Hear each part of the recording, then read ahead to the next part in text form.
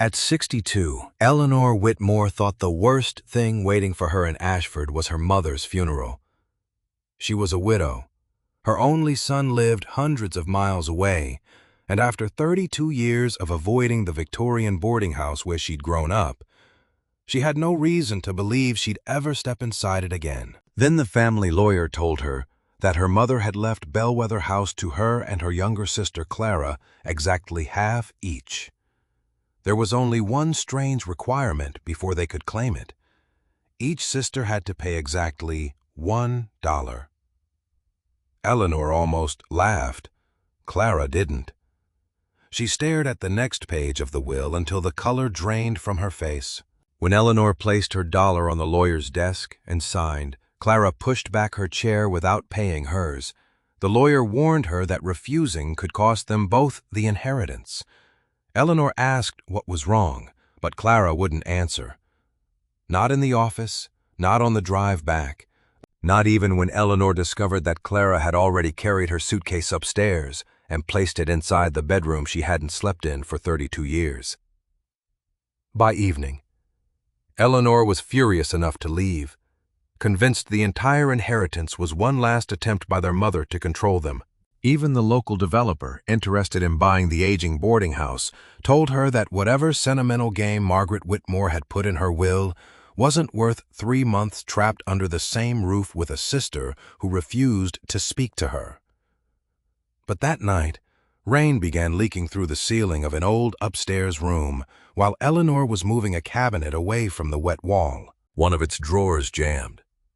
She pulled harder, and a leather ledger slipped from a hidden space behind it. Inside were more than 40 years of names women Eleanor had never heard of. Dates stretching back to her childhood, and rent payments that made no sense at all. Beside dozens of names, her mother had written the exact same amount, $1. Then Eleanor turned to the final page and saw her own name. Under it was a handwritten instruction from her mother, dated only 6 days before she died. Eleanor read the first line, and suddenly understood why Clara had gone silent when the lawyer read the will. But what Margaret had written next would force both sisters to question what they believed about their mother, their childhood, and the 32 years they had lost to each other. Before we go back to the morning Eleanor returned to Bellwether House, tell me in the comments where you're listening from and what time it is there right now. I always love seeing how far these stories travel. And wherever you are, whether you're starting your morning, taking a quiet afternoon break, or listening late at night, I hope you have a wonderful day. If you enjoy emotional family mysteries, forgotten inheritances, and secrets hidden inside old homes, subscribe to the channel so you don't miss the next story. Now, let's go back to the day Eleanor Whitmore came home carrying one suitcase, $1, and absolutely no idea what her mother had really left behind. At 62, Nora Whitmore had learned that grief could be strangely practical. It meant choosing a black dress, signing a funeral home receipt, accepting casseroles from people whose names she barely remembered, and standing beside her younger sister while strangers told them what a remarkable woman Margaret Whitmore had been. What Nora had not expected was how little she and Clara would have to say to each other afterward. They stood together on the front porch of Bellwether House, beneath the dark, carved trim of the Victorian boarding house where they had grown up. Nora had not crossed its threshold in years. The place looked smaller than she remembered, and more tired. Paint peeled around the tall windows. One porch rail leaned outward. "You could have told me it had gotten this bad." Nora said, "Clara, 58, unlocked the door. "You could have visited." The answer landed exactly where Clara intended. Nora carried her suitcase inside. The hallway still smelled faintly of old wood and furniture polish. She almost expected their mother to appear from the parlor and ask why she had tracked dirt across the floor. Instead, the house was painfully quiet. An hour later, the sisters sat across from Daniel Reeves in his Ashford law office. Daniel had known the Whitmore family for decades, and his careful expression made Nora uneasy before he opened the will. "Your mother was very specific," he said. Clara folded her hands.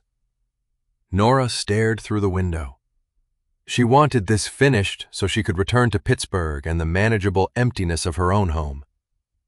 Daniel read several ordinary bequests before reaching Bellwether House. Margaret Whitmore leaves the property, its structures and contents to her daughters. Eleanor Whitmore and Clara Whitmore in equal shares. Clara's head snapped up. Half Nora looked at her. "I don't want to fight over it. You haven't wanted anything to do with that house for 32 years. Clara, I stayed. I took care of Dad. I took care of Mom. I kept the place standing." Nora felt the old instinct to defend herself rise immediately. "Then you can have it." Daniel raised a hand. "Unfortunately, neither of you can make that decision yet." He turned another page. Margaret had attached a condition to the inheritance. To formally accept their shares, each daughter had to provide $1 in legal consideration. Daniel opened a desk drawer and, with an embarrassed smile, placed $2 coins on the blotter. "Your mother left instructions that I make change available if necessary."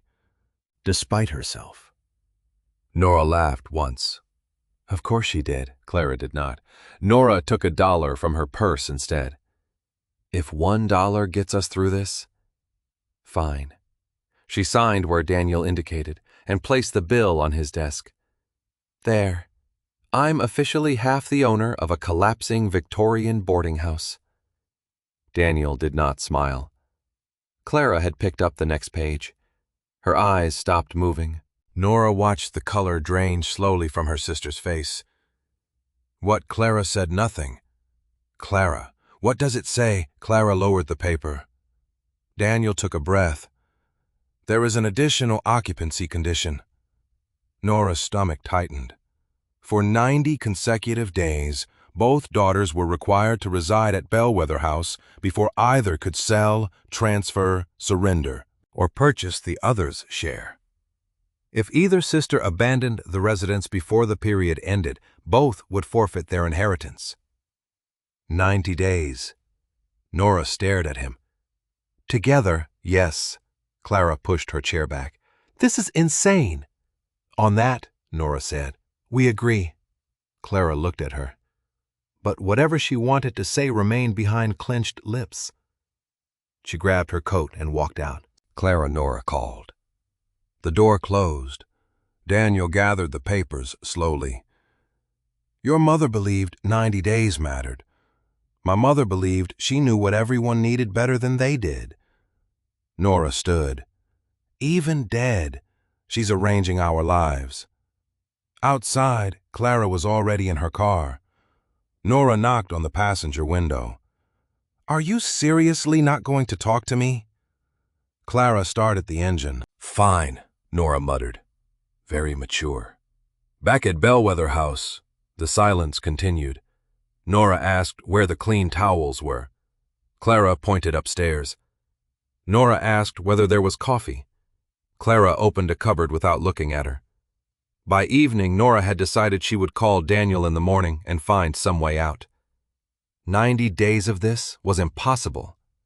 She climbed the broad staircase, following the familiar turn toward the bedroom she had occupied until she left Ashford at 30.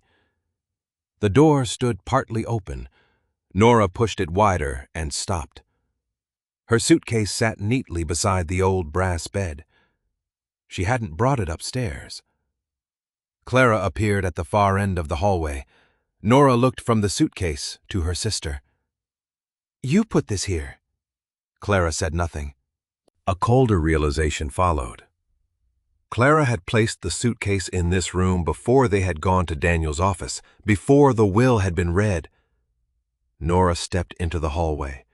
"You knew," Clara's face hardened, "you knew about the 90 days before I did, didn't you?" Clara turned away without answering, leaving Nora staring after her with one question she could no longer dismiss. If Clara had known what their mother was planning, Why had she let Nora walk into that office completely unprepared? Nora slept badly and woke before sunrise with the same thought she had carried upstairs: leave. By 7, her suitcase was packed again. Clara was already in the kitchen, drinking coffee at the scarred oak table. Nora set her suitcase beside the back door. "I'm going to Daniel's. There has to be a way around this." Clara looked at the suitcase, then at Nora, but said nothing. "You could at least tell me whether you knew about the condition." Silence. Nora grabbed her coat. Daniel's answer was less satisfying. He reread the relevant section of Margaret's will and shook his head. "If Bellwether House matters to you financially, don't leave." Define leave. Establishing residence elsewhere during the 90 days would trigger the forfeiture provision. Your mother anticipated attempts to work around it. Naturally. You can refuse the inheritance. Nora almost said yes. Then Daniel reminded her that Clara's interest was tied to hers under the condition. If Nora walked away now, neither sister would inherit Bellwether House. So Mom found a way to make quitting hurt Clara too. Daniel closed the file. "I'm telling you what the document says. Nora, not why Margaret wrote it. When Nora returned, a silver SUV was parked outside Bellwether House. A tall, gray-haired man in a wool coat stood near the porch, studying the roofline. Clara waited several feet away. 'Eleanor Whitmore?' he asked. 'Nora?' He introduced himself as Thomas Vale, a local property developer. He knew Margaret had died and had already heard enough about the inheritance to know the sisters might eventually sell. 'Bellwether needs substantial work,' Thomas said. 'But the location has value. If the property becomes available after your restriction expires, I'd be interested.' Clara's jaw tightened. Nora glanced at the sagging gutter and peeling trim. 'How interested?' Thomas named a figure high enough to make 90 days suddenly sound less impossible. He handed Nora his card. 'My offer won't remain open indefinitely.' After he left, Clara walked inside without speaking. Nora followed. 'You could have mentioned someone wanted to buy it.' Clara took a small pad from the kitchen counter and wrote 3 words. 'Not for sale.' Nora stared at the note. 'You own half.' Clara, 'Not all of it.' Clara wrote another, 'Not yet.' The house soon supplied more immediate problems. Nora discovered a property tax notice beneath a stack of mail, then a repair invoice for the boiler. Upstairs, a bucket sat beneath a brown ceiling stain. 2 bedroom doors stuck in their frames. And one radiator produced a metallic knocking loud enough to wake the dead. By afternoon, Nora had begun making a list: roof, boiler, wiring, taxes. Clara passed her in the hallway carrying clean sheets. 'Mother didn't leave us a house. She left us invoices.' Clara stopped, wrote on her pad, and held it up. 'Then leave.' Nora's anger rose. 'And make you lose your half? Is that what you want?' Clara tore off the page, crumpled it, and walked away. The rain began after dark. At first it was a soft tapping against the tall windows. Then Nora heard Clara running upstairs. Water was coming through the ceiling of room 7. Clara dragged a wash basin beneath the leak, while Nora pulled an old dresser away from the wet plaster. Neither had time for silence or resentment. 'Hold that side,' Clara obeyed. 'The rug, too.' Together they rolled the heavy rug away from the spreading water. Clara nearly slipped, and Nora caught her arm. For 1 second they stood gripping each other exactly as they had as girls crossing an icy creek behind the house. Clara pulled away first. They moved boxes from the bottom of a wardrobe. One split when Nora lifted it, spilling old receipts and account books across the floor. Wonderful. Nora knelt to gather them. Clara reached for another bucket. One book was different from the others, bound in dark green cloth, its corners softened by age. Nora opened it. Inside were columns written in their mother's precise handwriting. Names, room numbers, arrival dates, departure dates, rent received. It's a boarding ledger. Clara glanced over. Nora turned several pages. Most rents changed with the decades, exactly as she expected. Then she noticed an entry from 1981. Ruth Calder, room 4, $1. Another appeared 6 pages later. Jean Holloway, room 2, $1. Then Patricia Ames, $1. Nora frowned and flipped backward. There were more. Some stayed weeks, others months. Clara, her sister, came closer. Look at this. Nora ran her finger down the column. Why was Mom charging these women $1? Clara's expression changed. She reached for the ledger. Nora pulled it back. No, you spent all day refusing to answer me. You can answer this. Clara grabbed the book harder and took it from her hands. Who were they? Nora demanded. Clara opened her pad with wet fingers and wrote 2 words in heavy strokes. Ask Mom. Nora looked at the message, then toward the empty hallway beyond them. That's cruel. Clara's face tightened, but she said nothing. Their mother was buried less than 48 hours. And Clara knew perfectly well there was no one left to ask. Nora picked up another ledger from the broken box. Then another. The rain continued hammering the roof as she compared dates. 1979, 1987, 1996, 2004, 2012. Different names, different rooms. The same impossible payment appeared again and again. Nora stopped counting individual entries and looked at the years instead. Whatever Margaret had been doing, it hadn't been an occasional favor or an accounting mistake. The $1 rents stretched across more than 40 years. The next morning, Nora carried the green ledger to the kitchen before Clara came downstairs. She had spent half the night reading names instead of sleeping, searching for anything familiar.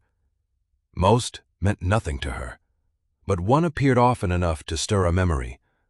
Evelyn Price, room 4, 1978, $1. Nora remembered an Evelyn who had once sent Christmas cards with blue envelopes.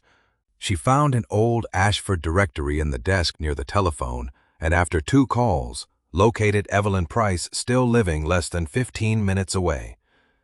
Clara entered while Nora was writing down the address. She saw the ledger and stopped. I'm going to ask someone who can actually answer me, Nora said. Clara's mouth tightened. She reached for her pad. Nora shook her head. Don't bother. Evelyn Price was 79 and lived in a small brick house with wind chimes hanging beside the porch. When Nora introduced herself, Evelyn stared at her for several seconds. Margaret's Eleanor Nora. My goodness. Evelyn invited her inside. A framed photograph on the mantel showed a young woman holding a little boy. Nora recognized Bellwether House behind them. That's you, Evelyn smiled. 1978. I was 31. My husband had left. I had a 6-year-old son and enough money for maybe 2 weeks in a motel. Nora placed the ledger on her lap. It says you paid my mother $1. Evelyn's smile faded into surprise. You didn't know? Your mother let us stay until we could get ourselves together. Us women who needed time. Evelyn looked toward the photograph. Margaret never called it charity. She said people behaved differently when they believed they were paying their own way. So she charged me $1 every month. Nora looked again at the young mother in the photograph. The Margaret she remembered had counted grocery receipts to the penny and complained when Nora left lights burning upstairs. How long were you there? 5 months. Long enough to find work and save a deposit. Evelyn touched Nora's hand. Your mother gave me something more valuable than free rent. She let me believe I was still capable of taking care of myself. On the drive back, Nora felt unsettled rather than comforted. She had returned to Ashford certain she understood. Margaret stubborn, controlling, sparing with affection. Evelyn's story did not erase that woman. It simply refused to fit neatly beside her. Clara was beneath the kitchen sink when Nora returned. Water had spread across the floor, and a wrench lay beside her knee. Nora dropped her coat. "What happened?"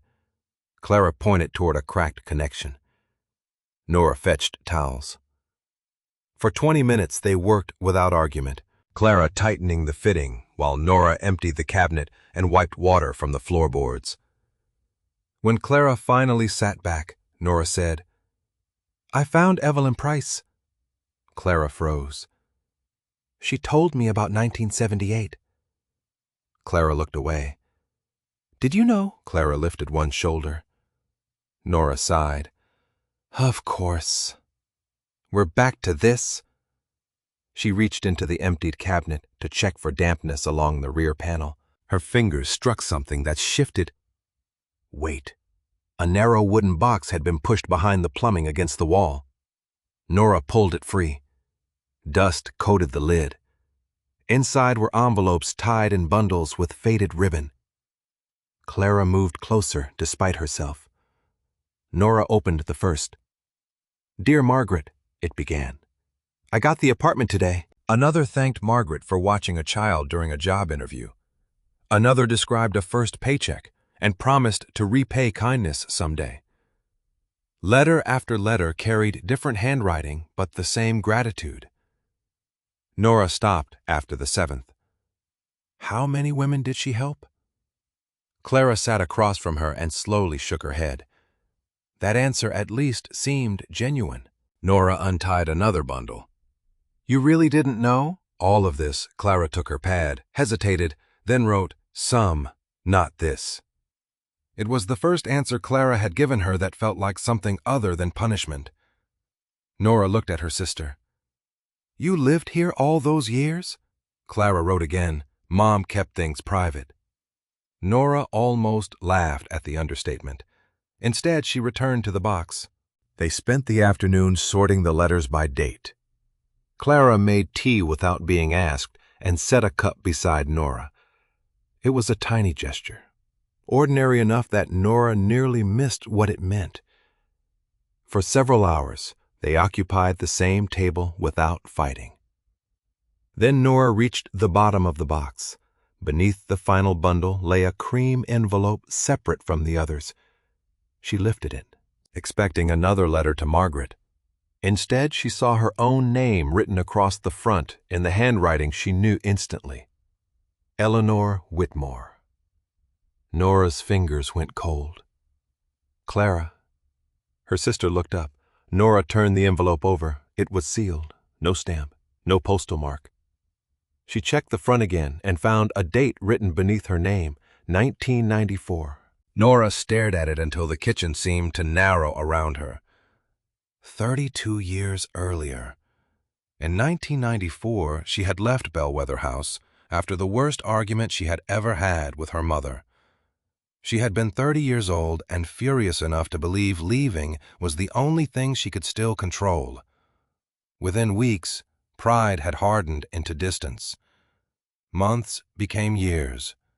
Eventually, silence became easier to maintain than to explain.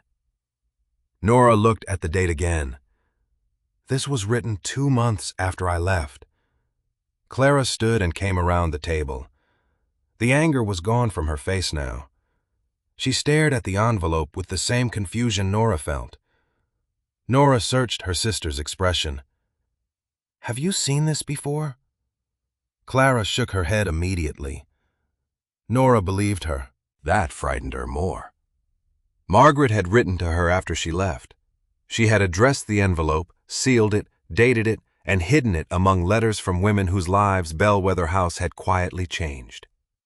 Nora ran her thumb beneath her own name. For 32 years, she had believed her mother had never tried to reach her. Yet the letter in her hands had been written only 2 months after she walked away. And whatever Margaret Whitmore had wanted to tell her had never been sent. Nora held the unopened letter for nearly a minute before Clara finally sat across from her. The kitchen had gone quiet except for the old refrigerator humming against the wall. "I'm opening it," Nora said. Clara gave a small nod. The envelope resisted at first. Its glue hardened with age, and Nora had to slide a butter knife beneath the flap. Inside was a single sheet of stationery covered in Margaret's compact handwriting. Nora recognized the firmness of every letter. "Dear Eleanor," it began, "I have rewritten this 3 times because every version sounds either angry or afraid, and perhaps I am both." Nora stopped. Clara watched her carefully. "She called me Eleanor only when she was upset." Clara said nothing. Nora continued, "Margaret apologized for the things said during their argument. She admitted that pride had made her cruel. She wrote that Nora had every right to build a life elsewhere, and that leaving Ashford did not mean she had abandoned the family. But the letter became less clear after that. Margaret referred to what happened that night, to what Clara had already given up, and to something Nora had misunderstood about the house. One sentence made Nora read it twice. "I should have told you the truth before you decided staying here meant becoming me." Nora lowered the page. "What truth?" Clara's expression closed. "You know what she's talking about?" Clara looked away. "Clara." Nora pushed the letter across the table. 32 years. I spent 32 years believing she didn't care enough to call me back. And now I find this hidden in a box. If you know something, say it." Clara's jaw tightened. Nora waited for the notepad. Instead, Clara spoke. "You think you were the only one she hurt?" Her voice sounded rough from disuse. Nora froze. It was the first full sentence Clara had spoken directly to her since the will reading. "I didn't say that. You never had to." "Then tell me." Clara stood. "Tell you what? That after you left, Dad got sick? That Mom couldn't keep up with the house? That every broken pipe, every tax bill, every doctor appointment became mine? I didn't know Dad was sick that soon. Because you didn't call." The words struck harder because Clara did not raise her voice. Nora stood too. "And nobody called me." "You left?" "Yes. I left after Mom told me I was selfish for wanting my own life." Clara laughed once, without humor. "You got one." Nora stared at her. "What is that supposed to mean?" Clara walked to the window. "I had an offer in Philadelphia. A real job. I was packed." Nora had never heard this. "When? After you left? Why didn't you go?" Clara turned. "Because Dad collapsed in the upstairs hall 2 weeks before I was supposed to move."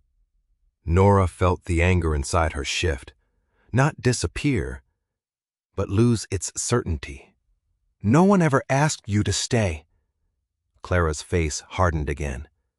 "Someone had to. That's not the same thing. It is when you're the one standing there." Nora wanted to answer, but nothing came quickly enough. Clara picked up the letter. Mom didn't know how to ask people to stay. She only knew how to make leaving feel like betrayal. Nora looked at her sister. "And you learned that from her." Clara placed the letter down and walked out of the kitchen.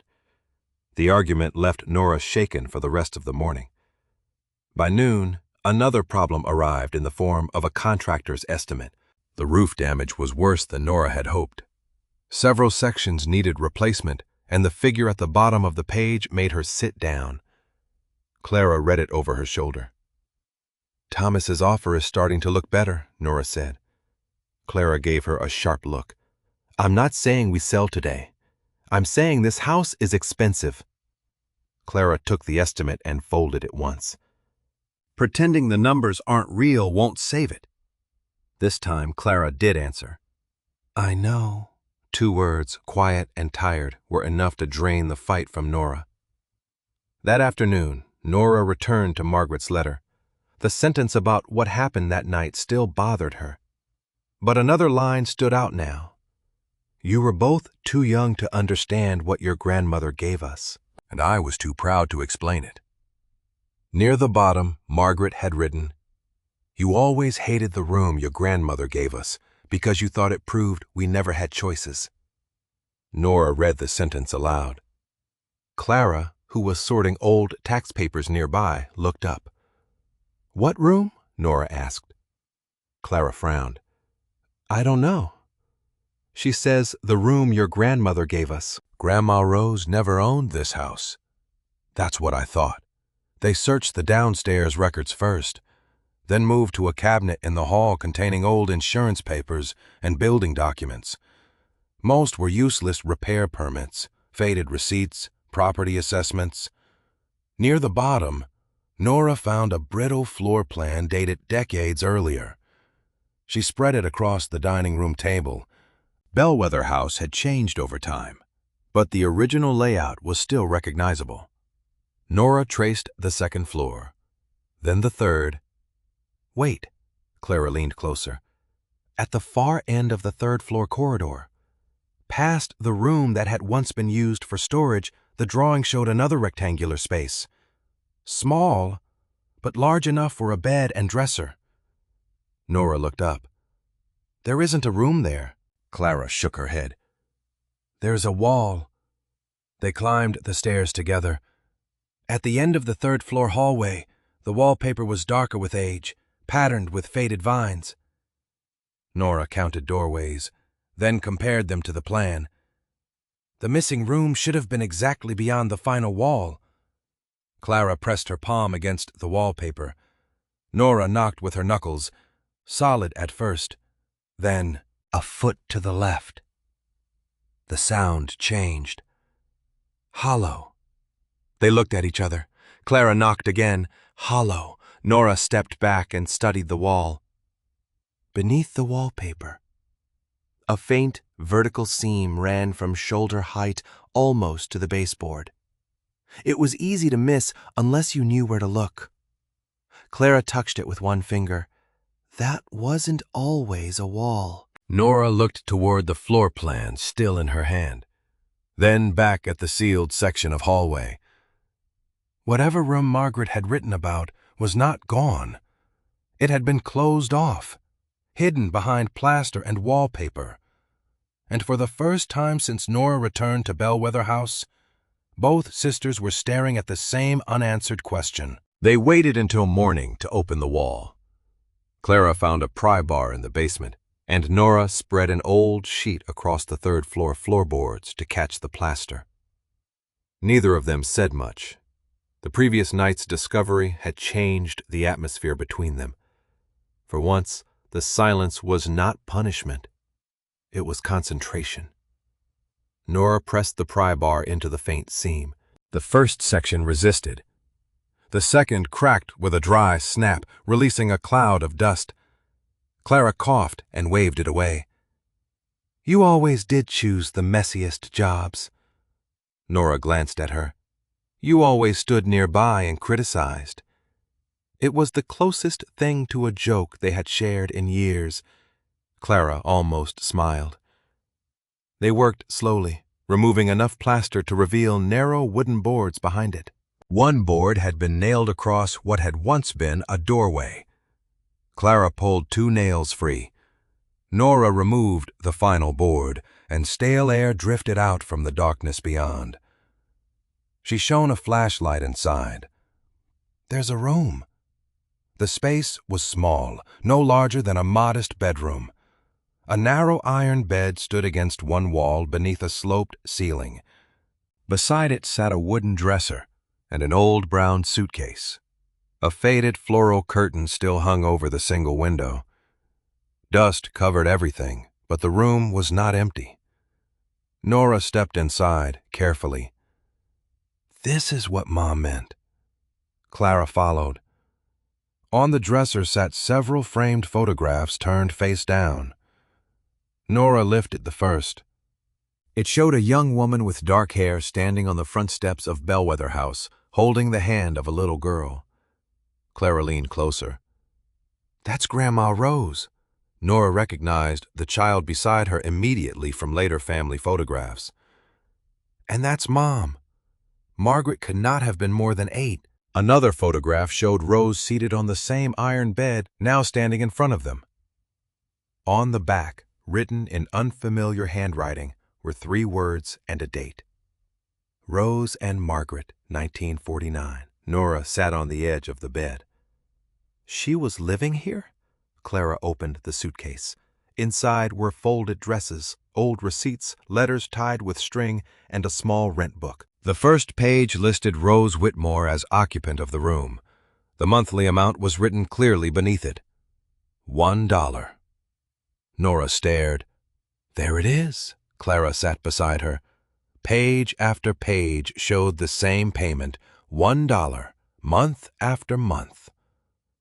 Nora looked around the tiny room again, and suddenly the ledger downstairs no longer seemed like an eccentric decision Margaret had invented. She didn't start it, Nora said. Clara shook her head. The letters in the suitcase filled in the rest. Rose had arrived in Ashford in 1949 with almost nothing and a young daughter to support. The woman who owned Bellwether House at the time had rented her this room for $1 a month until she found steady work. No grand explanation, no formal arrangement, just a room and enough time to stand up again. Years later, Margaret had returned to Bellwether House as an adult and eventually purchased it. Nora felt something loosen painfully inside her. She did the same thing for Evelyn. Clara looked at the rent book. And all those other women, because someone had done it for her mother. They continued sorting. In one envelope, Nora found a later photograph of Margaret standing on the front lawn with a group of women of different ages. Some held children, others carried suitcases. Clara counted them twice. There must be 20. On the back, Margaret had written a sentence in black ink. Nobody stays forever. That's the point. Clara read it aloud, then went still. Nora looked at her sister. For almost 30 years, Clara had done exactly the opposite. She had stayed. Through their father's illness, through Margaret's aging, through every repair bill and winter storm. Nora watched the words settle on her face. Clara, don't... Her voice was quiet. I'm not saying anything. You were thinking it. So were you. Clara set the photograph down, too carefully. Maybe Mom wrote that for the women who came through here. Maybe. Nora did not push. The room already held too much history to force another argument into it. They went back to the suitcase. Beneath the letters lay several documents related to Rose's early years in Ashford, including pay stubs, grocery receipts, and a certificate from a local sewing shop. There was no money hidden between them, no jewelry, nothing that would solve the roof problem or make Thomas Vale's offer irrelevant. Strangely, Nora felt relieved. The room had not been sealed to hide treasure, it had been sealed around a memory. Clara opened a side pocket in the suitcase and found a small brass key wrapped in yellowed tissue. What's that for? Nora asked. Clara unfolded the tissue. A note had been tucked around the key. The handwriting was Margaret's. For Margaret's girls. Both sisters stared at the words. Nora took the note and read it again. Not Rose's girls. Clara nodded slowly. Margaret's. Nora turned the key in her palm. It was old, but not ancient, newer than most objects in the room. She meant us. Clara looked toward the doorway they had just reopened, then back at the key. For the first time since the will had forced them under the same roof, neither sister seemed eager to leave the other with the question alone. Somewhere in Bellwether House, their mother had left something locked for both of them. And whatever the key opened, Margaret had expected Nora and Clara to find it together. The key fit the third lock they tried. Nora and Clara spent most of the morning testing old cabinets, desk drawers, and small doors throughout Bellwether House before Clara finally stopped outside Margaret's bedroom. There's one place we haven't checked. Nora followed her inside. Their mother's room had changed less than the rest of the house. The narrow bed was neatly made. A pale blue robe still hung behind the door for Nora. The room felt more intimate than the hidden chamber upstairs because Margaret had actually lived here until only days ago. Clara crossed to a tall walnut cabinet beside the wardrobe. The upper doors opened easily, but beneath them was a shallow compartment with a brass keyhole. Nora slid the key in. It turned with a soft click. Inside were 2 thick folders, several envelopes, a stack of photographs, and a smaller packet tied with gray ribbon. Nora lifted the first folder. Her own name was written across it. She kept a file on me? Clara leaned against the cabinet. Nora opened it cautiously. The first clipping was from a Pittsburgh community newspaper. It showed Nora accepting an award from a local organization nearly 15 years earlier. Beneath it was another article, then a program from a charity dinner, then a photograph of Nora standing beside her son at his college graduation. Nora stared at the picture. I never sent her this. Clara looked closer. I did. Nora turned. Clara seemed uncomfortable. Mom asked. Nora said nothing. She continued. There were birthday cards Nora had mailed only to Clara, photocopies of family announcements, even a Christmas photograph of Nora's son with his wife and children. Margaret had written dates on the backs. She knew all of this. Nora sat on the bed. Every year I thought she didn't care enough to ask. Clara looked toward the window. She asked me. Why didn't she ask me? Because she was stubborn. That's not an answer. It's the only one I have. Nora closed the folder slowly. The knowledge did not heal anything. If anything, it made the lost years feel more wasteful. Margaret had followed Nora's life from a distance while allowing Nora to believe she had been forgotten. Beside Nora's folder lay one marked Clara. Nora hesitated before opening it. Clara reached for it, then stopped. Go ahead. The contents were different. There were a few photographs. Instead, the folder held employment letters, applications, receipts, and notes in Margaret's handwriting. Nora pulled out a cream envelope stamped with the letterhead of a company in Philadelphia. This is the job. Clara's face changed. Nora read only enough to understand Clara had been offered a full-time position there decades earlier. The salary was better than Nora expected, and the letter included a start date. Beneath it was a lease application for an apartment. You really were going? I told you I was. I thought maybe it was just an idea. Clara gave her a tired look. It wasn't. Nora found a second letter declining the position. The date was only days after their father's collapse. You gave this up because of Dad? Yes. Did Mom ask you to? Clara sat in the chair by the window. Not exactly. What does that mean? She didn't have to. Dad couldn't be left alone. The house still had tenants then.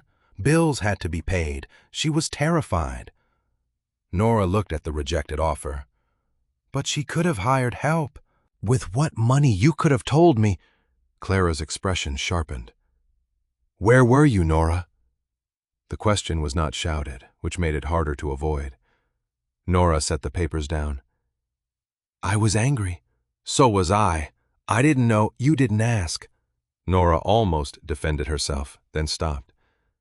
The room held too much evidence for easy excuses. She had believed Clara stayed because she wanted the family life Nora had rejected. Clara had believed Nora left because freedom mattered more than any of them. Both stories had been convenient. Neither had been complete. I envied you, Nora said. Clara laughed once. For what? For having Mom? Clara stared at her. Nora continued before she lost the courage. I thought she chose you. Every Christmas I didn't come home. Every time you answered the phone instead of her. I thought that proved it. Clara looked down at her hands. And I envied you. Why? Because you got to leave. Nora felt the words settle between them. Clara looked around Margaret's bedroom. You had a husband, a son, a house that wasn't falling apart around you. You got to make choices, without wondering who would suffer if you made the wrong one. My life wasn't perfect, I know that. Clara's voice softened. But it was yours. Nora sat beside her. For the first time, their anger seemed less like a wall and more like two wounds pressed against each other. I thought you had what I wanted, Nora said. Clara nodded. So did I. Neither apologized. Not yet. But when Clara handed Nora the next envelope, their fingers touched, and neither pulled away immediately. The smaller packet tied with gray ribbon contained notes from Margaret about repairs, family records, and the house. At the bottom sat a sealed envelope addressed to both sisters. Nora turned it over. Across the front, Margaret had written in heavy block letters, "Open on day 60." Clara checked the small calendar she had begun marking after the will reading. Her finger stopped on the current date. Nora saw the number before Clara spoke. Today. Nora looked at the envelope again. Day 60. For a moment, neither moved. 60 days under the same roof had taken them from silence to arguments, from hidden ledgers to their grandmother's sealed room, and now to the realization that each had spent decades envying the life of the other. Nora placed the envelope between them on Margaret's bed. Clara sat beside her. This time, when Nora reached for the seal, Clara did not turn away. They opened their mother's message together. Margaret's letter began without greeting. If you are reading this together, you have already done more than I expected. Nora paused, and Clara leaned closer. The next lines were written in the same firm hand they had seen on ledgers and envelopes throughout the house. I know what you are both thinking. One of you believes this house is a burden. The other believes it is a duty. You are both wrong. Nora glanced at Clara. Clara gave a small, humorless smile. She always did like telling us we were wrong. Nora continued reading. Margaret wrote that Bellwether House had never been meant to consume anyone's life. Rose had been given time there, not obligation. The women who came later had been offered the same thing, a place to stop, recover, and choose what came next. Then came the sentence that made Clara sit back. If keeping this house costs either of you your life, sell it. Nora read it twice. She actually wrote that? Clara took the page and read the line herself, as if expecting the words to change. I thought she'd rather haunt us than let us sell. Maybe she still will. Clara almost laughed. It vanished quickly. The letter continued. Margaret admitted that she had stayed in Bellwether House longer than she had once intended because the work became part of who she was. She warned them not to confuse meaning with sacrifice. At the bottom of the page was a list of 47 women's names, each accompanied by a year and, where Margaret had known it, a current address or family contact. Nora recognized several from the ledgers. She wanted us to find them, or at least know they were real, Clara said. Over the next several days, Nora and Clara began calling. Some numbers were disconnected. Several women had died. Others answered cautiously until they heard Margaret's name. Then the stories came. One woman remembered arriving with 2 children and 3 garbage bags of clothes after her marriage ended. Margaret had given her room 6 and charged $1 for 2 months. Another had stayed while recovering from surgery after losing her job. A third had been 19, pregnant, and too frightened to return home. None described Margaret as sentimental. She was strict, one woman told Nora over the phone. Made me clean my own room, cook twice a week, and apply for jobs every morning. That sounds like her. Nora said, She never let me feel helpless. The woman replied, Each call shifted something inside Nora. Margaret had not secretly been a different person. She had been exactly herself, demanding, proud, practical. But she had used those same qualities to keep frightened people moving forward. Clara listened to most calls from across the kitchen table. Sometimes she asked questions. Sometimes she simply stared at the ledger. After one conversation, she said, "I lived here and still didn't know half of this." Nora closed the notebook. Maybe she didn't want gratitude or questions. That too. Their research produced another less emotional result. Numbers. Nora began calculating what it would cost to restore Bellwether House if they chose not to sell. The roof estimate was only the beginning. Wiring, plumbing, insurance, permits, heating, taxes. The total grew each time they added a problem. Clara sat beside her with a calculator. Even if we reopened rooms, it wouldn't cover this quickly. Not unless we charged actual rent. Then it wouldn't be what Mom did. Nora looked at her.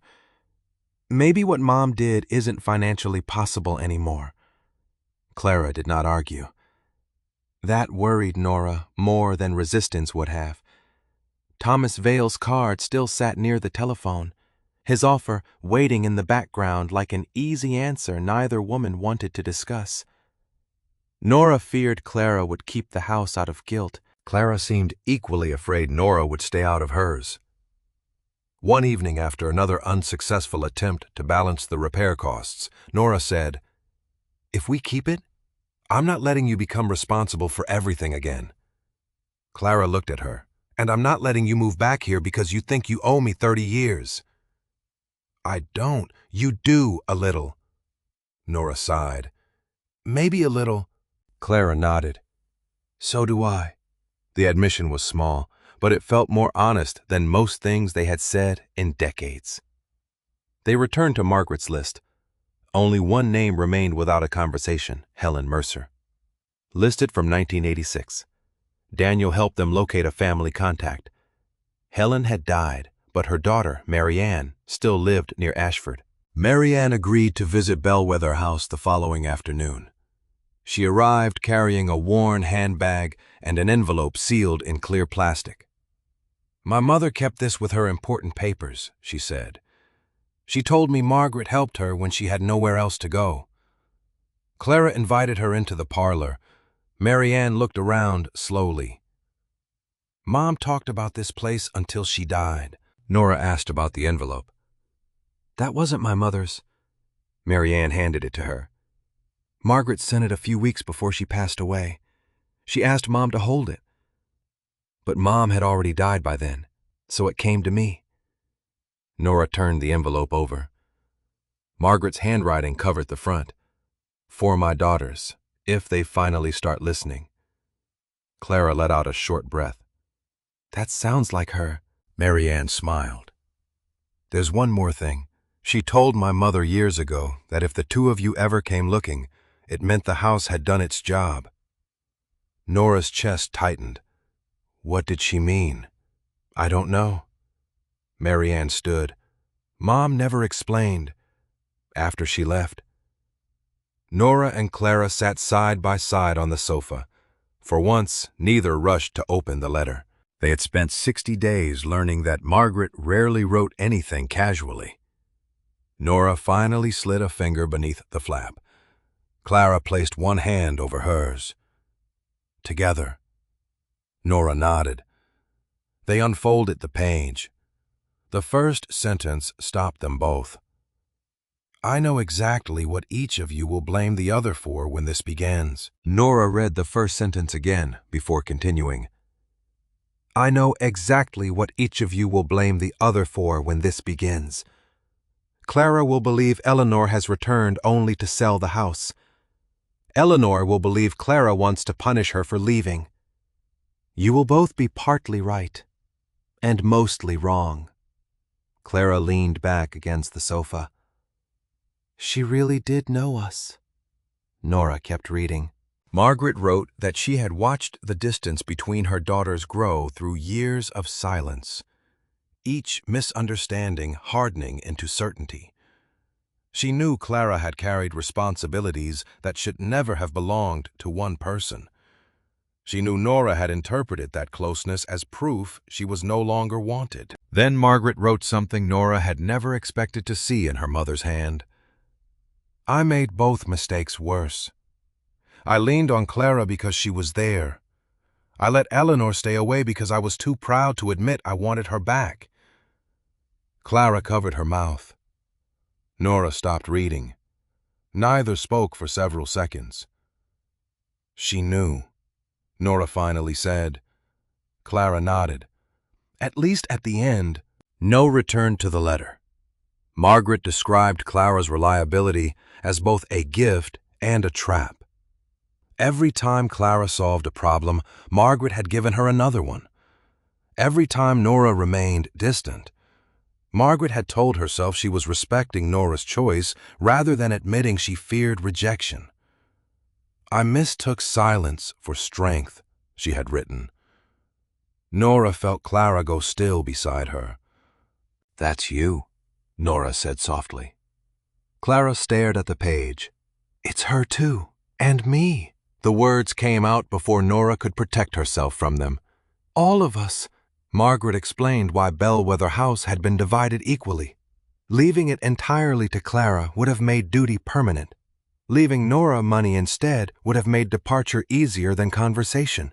So Margaret had chosen the one arrangement she knew both daughters would hate equally: shared ownership and time. Not because she wanted to control what happened to the house, but because she wanted them to stop making decisions about each other without speaking. Nora lowered the letter. That is incredibly manipulative. Clara surprised her by laughing. It is. Nora laughed, too, but tears came with it. And effective, unfortunately, the letter ended without instructions. No demand to keep Bellwether House, no warning about selling. Only one final sentence. Before you decide what this house should become, decide whether you still intend to become strangers. Nora folded the page carefully. Clara remained beside her. For years, Nora had imagined reconciliation as something dramatic, an apology delivered perfectly, a confession that erased old damage. Instead, they sat on an aging sofa with a leaking roof above them, and neither knew where to begin. Clara did. The night you left, she said. Nora looked over. What about it? You remember Mom telling you that wanting a life somewhere else was selfish? She did. She did. But you left before the rest. Nora's stomach tightened. What rest? Clara clasped her hands. Dad had already told her I was thinking about Philadelphia. She was terrified we'd both go at once. The house was struggling. Grandma Rosa's medical bills had just ended. Dad was already having health problems. Even before the collapse. Nora shook her head. She never said that, no. She yelled instead. And you, Clara, looked down. I told her you always ran when things got hard. Nora remembered the words now, not clearly, but as part of the noise of that terrible evening. You said I only cared about myself. I was angry. So was I, Clara nodded. You said I was becoming Mom. I know. That memory had embarrassed Nora for years because some part of her had meant it cruelly. Then Mom said if you hated the house so much, maybe you should leave. I heard that. But after you went upstairs, she said she didn't mean it. Nora stared at her. Why didn't you tell me? You were packing. I was furious. I thought you'd calm down and come back in a day or two. Nora felt something old collapse inside her. I thought neither of you wanted me here. Clara's eyes filled. And when you didn't come back, I thought you didn't want us. There it was, not a conspiracy, not a secret decision, just 3 proud people. One terrible night, and 32 years of letting silence interpret it for them. Nora rubbed her forehead. We lost 3 decades over that. Not just that. Clara said there were birthdays, Christmases, Dad's illness, Mom's stubbornness, mine, yours. But that was the beginning. Yes. Nora looked at the folded letter. She could have called. So could we. Nora met her sister's eyes. This time, neither looked away. The remaining weeks passed differently. Not easily, but differently. They still argued about contractors, repair estimates, and whether every old chair in Bellwether House deserved saving. But now they finished arguments instead of abandoning them. They asked questions rather than guessing. As day 89 approached, Thomas Vale sent an updated draft purchase agreement. Nora left it unopened on the dining room table for an hour before Clara noticed. "You're not reading it. I know what it says. Maybe you should." Nora studied her sister. "Do you want to sell?" Clara's expression shifted. "Do you?" "That's what we're supposed to stop doing." "What?" "Answering questions with questions." Clara sat down. Nora joined her. The house was quiet around them, afternoon light catching dust above the table where Margaret's ledgers were stacked. "I don't know what I want yet," No admitted. "But I know I don't want you keeping this place because you think you owe Mom." Clara nodded slowly. "And I don't want you staying because you think you owe me." "Good." Nora pushed the contract aside. "Then tomorrow we decide honestly." Clara looked toward the staircase, toward the rooms that had held Rose, Margaret, dozens of women. And both of them, Nora expected her to say she could never leave it. Instead, Clara took a long breath. "There's something you need to know before we decide." Nora waited. Clara looked directly at her. "I don't want the house." Nora stared at Clara across the dining room table. "You don't want the house?" Clara shook her head. "Not like this. You've spent 30 years keeping it alive." "Exactly." Nora waited. Clara folded her hands over Margaret's unopened papers. "I love Bellwether House. I love what it meant to Mom and what it meant to Grandma Rose. But I don't want to wake up at 68 and realize I never learned who I was without it." Nora felt the answer settle into her more deeply than she expected. For years she had imagined Clara rooted here by choice, almost possessively. Now she saw the truth more clearly. Clara had stayed so long that staying had become indistinguishable from identity. "What would you do?" Nora asked. Clara gave a small shrug. "I don't know. That's the point." Nora smiled faintly. "Philadelphia, 30 years late. There are other cities." "There are other things besides cities?" Clara looked toward the window. "I've never even taken a trip without worrying about who was feeding someone, driving someone to an appointment, or checking the boiler." Nora's throat tightened. "Then go." Clara looked back at her. "And you?" "I don't want Thomas to have it." "That's not an answer." Nora laughed softly. "You sound like Mom. Don't insult me." For the first time, the joke came easily. Then Nora grew serious. "I don't want to live here full time. Pittsburgh is still my home. My son is there when he visits. My life is there." Clara nodded. "So we agree on one thing. Neither of us wants the life we thought the other wanted." That morning they spread every document they had collected across the dining room table. Margaret's ledgers, repair estimates, Thomas Vale's offer, the 47 names, letters from former residents, and Rose's $1 rent book. The practical problem remained. Sentiment would not replace the roof. Memory would not update wiring. Nora ran the numbers again. Keeping the entire property exactly as it is doesn't work. "Then maybe we stop trying to keep everything exactly as it is," Clara said. Nora looked up. Bellwether House sat on more land than the building itself required. Behind it stretched an overgrown rear parcel their parents had barely used for years. The back lot. Clara followed her gaze through the window. Thomas wanted the whole property. That doesn't mean someone else wouldn't buy part. They spent hours considering what that might mean. Sell enough unused land to fund essential repairs? Keep the house itself? Reduce the number of rooms? Operate it more carefully with proper permits, insurance, and management instead of expecting Clara to carry everything? Nora tapped the ledgers. But we can't recreate what Mom did exactly. No, Clara said. And maybe we're not supposed to. The sentence reminded Nora of Margaret's letter. Nobody stays forever. That's the point. The principle had never really been about free housing. It was about giving someone enough breathing room to make a choice. Nora pulled Evelyn Price's letter from the stack. What if the rooms weren't permanent? Clara looked interested. Temporary stays, for women rebuilding after something difficult. Divorce, job loss, widowhood. Whatever fits the house and whatever we can actually manage. With rent. Real rent where possible. Nora hesitated. And one room at $1?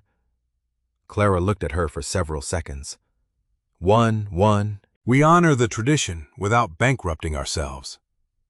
Clara smiled slowly. Mom would complain that we made it too complicated. Then she'd secretly approve. By late afternoon, they had no polished plan, only the beginning of one. But for the first time, Bellwether House no longer seemed trapped between two choices, preserve everything or sell everything. Nora realized that was the same false choice she and Clara had imposed on each other for years. Stay or abandon, loyal or selfish, loved or rejected. The house, like the family, had always contained more possibilities than that. Day 90 arrived gray and cold. Daniel Reeves came just after 10, carrying a leather portfolio. Thomas Vale's purchase agreement remained unsigned on the sideboard. Clara poured coffee while Daniel reviewed the terms of Margaret's will. You've both maintained residence here for the full 90 consecutive days, he said. The occupancy condition is satisfied. Nora exhaled. So that's it? That part, yes. Clara sat opposite him. We're free to sell, yes. Or keep it, yes. Nora leaned back. No hidden penalty if we make the choice Mom wouldn't have made. Daniel smiled. Your mother was controlling in several creative ways, but no. Clara laughed under her breath. Nora glanced at Thomas's contract. We're not signing that. Daniel nodded once. Then I assume you've made another decision. We're working on one, Nora said. Clara added, together. The word still felt new enough that Nora noticed it.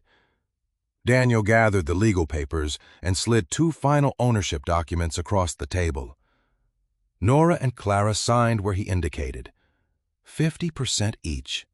No new restriction, no secret transfer, nothing preventing either woman from changing her life. Nora looked at Daniel suspiciously. That's really all of it. Legally, yes. She narrowed her eyes. I don't believe you. Daniel's expression changed slightly. There is one more thing. Clara groaned. You just said there wasn't another clause. There isn't.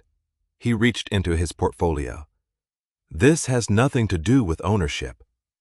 From inside, he removed a small cassette recorder, old enough that the plastic casing had yellowed around the buttons. Nora stared at it. Mom kept that. Daniel placed it carefully between them. Your mother gave it to me with explicit instructions. Clara looked at the recorder, then at him. What instructions? I was to deliver it only if both of you completed the 90-day residency requirement. Nora felt the room go still. And if we hadn't, I was to destroy the tape without playing it. Clara's eyes widened. Nora touched the recorder but did not press anything. Do you know what's on it, no? Daniel stood. And she made very sure I never found out. After he left, the sisters remained at the table. Outside, wind moved through the bare branches behind Bellwether House. Clara reached across and turned the recorder so the speaker faced them both. A cassette was already inside. On its handwritten label were two names, Eleanor and Clara. Nora placed one finger over the play button. Together, Clara nodded. Nora pressed down. The machine clicked. Tape hiss filled the room. Then, after 32 years of silence, arguments, missed calls, hidden letters, and 90 days under the same roof, their mother's voice began to speak. Eleanor? Clara. Margaret's voice emerged through a wash of tape hiss. Thinner than Nora remembered, but unmistakably hers. Nora's hand tightened around the edge of the table. Clara stared at the recorder as if looking directly at their mother. "If you're hearing this," Margaret continued, "then you both stayed 90 days. Which means Daniel followed instructions, and neither of you found a legal way to escape me." Clara let out a surprised laugh that broke halfway through. Nora covered her mouth. Even now, Margaret sounded like herself. Practical, dry, certain. "I imagine you're angry," the recording went on. "You have every right to be. I also imagine you have discovered Rose's room by now. If you haven't, stop this tape and look harder." Nora and Clara looked at each other through tears. Margaret spoke about Rose arriving at Bellwether House in 1949 with almost no money and a child to support.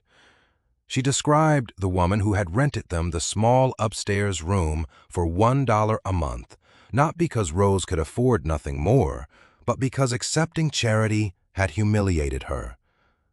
"That dollar mattered to your grandmother," Margaret said. "She kept every receipt. She said paying something meant she was still participating in her own rescue." Nora thought of Rose's rent book upstairs, each page carrying the same small figure.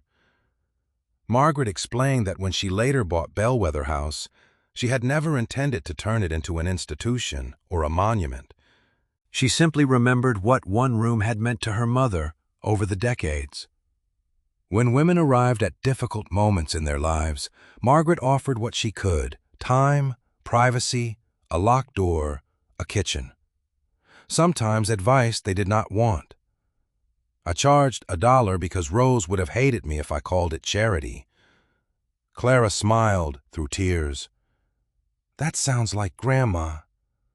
Nora nodded. The tape clicked softly as it turned.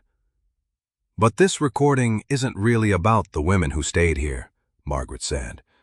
"It's about the two women I raised here." Nora's chest tightened.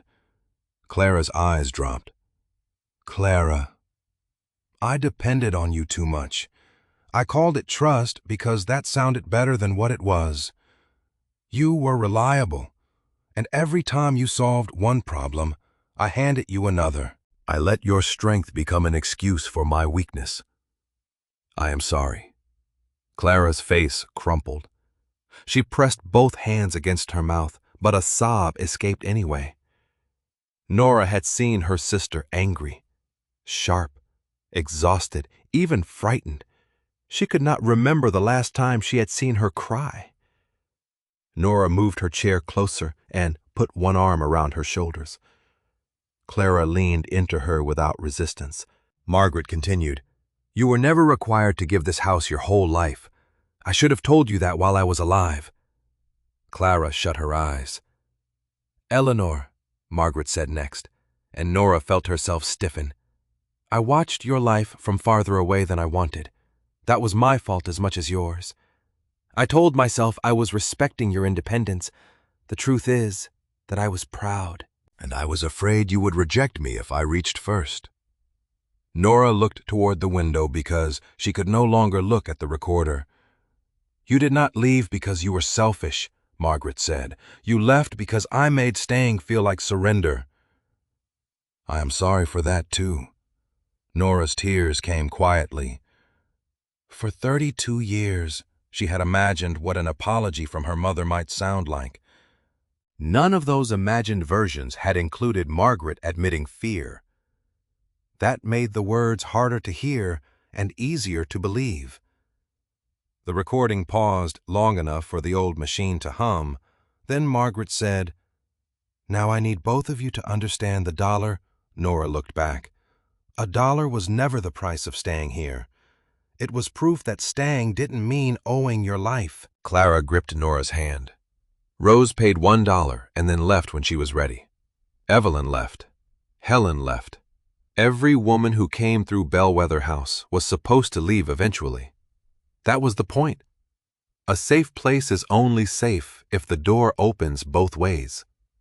Nora felt the meaning settle across all 90 days at once. Margaret had not forced them together so that Bellwether House could claim them. She had forced them to stop long enough to speak before deciding whether to stay or leave.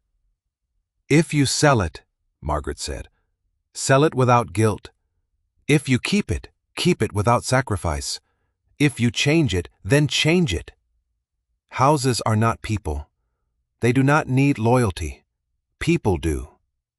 Clara bowed her head. Nora squeezed her hand. "And whatever you decide," Margaret continued, "do not spend another 30 years punishing each other for things neither of you had the courage to say." The tape hissed again. Margaret's final words were softer. "You are my girls. That was true when you were fighting in the upstairs hallway, true when one of you left, true when one of you stayed, and true when I was too stubborn to say it. Be kinder to each other than I taught you to be." There was a click, then silence. Nora reached over and stopped the machine even though the tape had already ended. Clara wiped her cheeks with both hands. She waited until she was dead to become emotionally articulate. Nora laughed through her tears. Very on brand. Clara laughed too, and then both women were crying again. Not neatly, and not gracefully. Months later, Bellwether House opened its doors again. The rear parcel had been sold, providing enough money for essential repairs. And the sisters had hired a manager so Clara would never again become the building's permanent caretaker. Nora returned to Pittsburgh but came back often. Clara did something stranger for her. She traveled. First for a weekend, then for 10 days. She sent Nora photographs from places neither of them had ever visited and complained cheerfully about hotel pillows. Bellwether House operated differently now. Most residents paid ordinary reduced rent for temporary stays while rebuilding after divorce, widowhood, job loss, or other difficult transitions. One room remained different.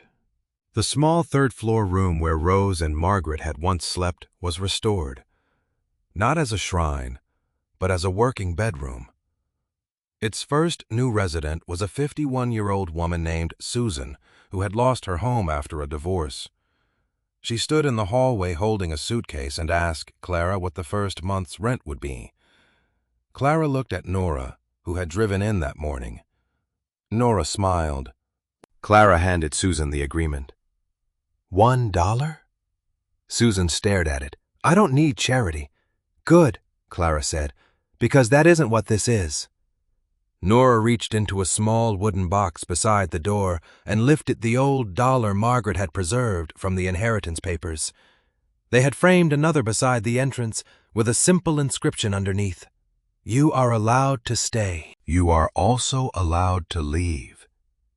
Susan read the words twice before looking back at them. "Someone really paid $1 to live here?" Nora nodded. "A lot of women did," Clara added, "including our grandmother that evening." Nora packed her overnight bag into her car years earlier. Leaving Bellwether House had felt like tearing something apart. Now Clara stood on the porch while the restored windows glowed behind her. "Call me when you get home," Clara said. Nora smiled. "You sound like Mom." "Still insulting." Nora laughed and got into the car. She did not feel the old pull of guilt. Clara did not look abandoned. One sister was leaving, one was staying. Neither action meant what it once had. Nora started the engine, then lowered the window. "Where are you going next?" Clara smiled. "Haven't decided." "Good." Nora drove away from Bellwether House as evening settled over Ashford. For the first time in 32 years, she was leaving without running. And Clara, standing on the porch behind her, was staying without being trapped. $1 had never bought either of them a house. It had bought them something far more difficult: to inherit enough time to understand that love did not require staying. Forgiveness did not require forgetting. And home was not the place that held you forever. It was the place that finally taught you how to leave without losing each other.